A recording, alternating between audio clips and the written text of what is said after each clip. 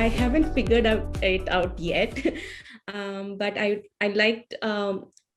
There's one wow point was today was the different type of meditation leads to different. I didn't know that, so thank you for Right. that. Because I thought everything leads to one thing is just the path is different. So So it means you are not wrong in the perception.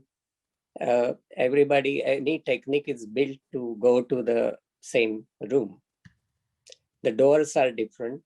okay. And the technique, because it's a vehicle, so if you take a jet and you take the bicycle and you walk, the time will vary. Right. Yeah. Right. So if you go to Niagara and you want to spend time to enjoy Niagara, so you touch Niagara and now you said, okay, I visited Niagara, I want to go back. That will be of no use. So the struggle, if you are tired going to Niagara, you will not have any energy to roam around. Right. All right. Got it. Got it. Thank So you so much. it's my creation. My mind is mine. Hmm. So it should, be friendly with me, and I should have no rigidness or, nothing. It's very friendly. It's like comfortable friend of mine, and it actually helps me. And I have to just give it a direction to take me where I want to go. In the beginning, that's where you start thinking, but now you got new ideas, right? So you have some experience. So any experience is something which triggers our interest. And now because you have the triggered interest, you got now new input that maybe each idea is not the same, and how it leads to the science, and what kind of choice then I will make based on it will lead me to that experience. So if I do just the concentration technique, you see the limitations. No matter how great it is, it has its own value. Right. Yeah. And same way with the other second level, when you do the open monitoring, it will take you to the certain level. When you do the third one, you automatically go to the core, and then obviously you enjoy the bliss because that's natural. We have quite a few questions, so we'll manage it. And there's also one raise of hand as well. Okay. So let's start with the first question. Of Okay. the several kinds of meditation, such as mindfulness, Zen, Yoga Nidra, and TM, which, according to you, is the most helpful to optimize health? So obviously, Tricky as question. you, Yeah. that's a very good question. And as you see, obviously the question is, the answer is itself straight, that by medical evidence-based practices, transcendental meditation is known to have benefits. There are more than 720 studies which are published in various journals. And a lot of this research is documented and available. So that will be my choice as first choice. That doesn't mean you can't experiment or learn other things, but personally, that's my practice. So this is what I do. Yeah, let's go to the next question, which is, does one need a guru to achieve success in meditation? So the guru necessarily doesn't mean the flesh and bones in the sense.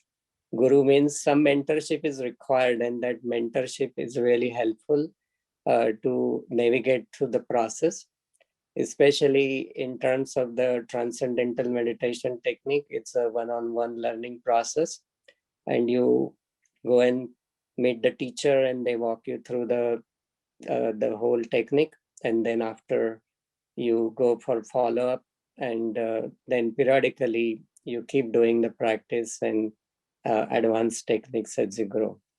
So that's really the basic process. So mentorship is a really important part of learning meditation. Yes. Okay, so the next one is, how does transcendental meditation differ if it also uses word like mantra, like other meditation? Some uses breath. So how is it different? Yeah. So the mantra what is used into transcendental meditation, these are the old compiled sounds, and they're from a lineage. But those they don't have any specific meaning to it. And usually they're chosen by the teacher who will teach you the transcendental meditation. And then the rest of the practice, as we learned, is that the nature of mantra is such that it becomes a vehicle for our mind to travel to the source. So whatever helps us to go to the source of our mind is what really makes the difference. And then the most of the time we learn to the bottom of the ocean, that's our consciousness. So we have to just choose that direction, and then effortlessly we reach there. And all that other thing, activities on the superficial level, they start disappearing, and we reach into a deep state of calmness and tranquility, and a state of relaxation. We call the state where you are resting, but same time you are very dynamic in the same time. The state is called as restful alertness from the science perspective. So this question basically says that, I start my meditation by relaxing my toes to head with a mantra, saying in my mind, I relax my toes and my toes are relaxed, and many a times before I reach my mind, I fall asleep.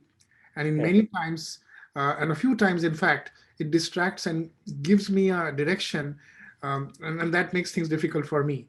So, how can I calm my mind to reach alpha level each time and every time? Yeah, that's a good question, Richard. Yes. So the answer is simple: is the studying the proper technique with the teacher. That's really the good part of it. There are most of the transcendental meditation centers. They are everywhere, mostly in hospital settings. Here also we have in the Al Camino Hospital buildings. So you can surely contact, or you can contact us and we can connect you with the center. And as you learned that sometimes just practice can become frustrating because you don't know exactly how to navigate the whole process. And once you learn the right technique and the right tools, the practice becomes then very simple because you have that support which initially is required into the learning the proper techniques and tools for your own benefit.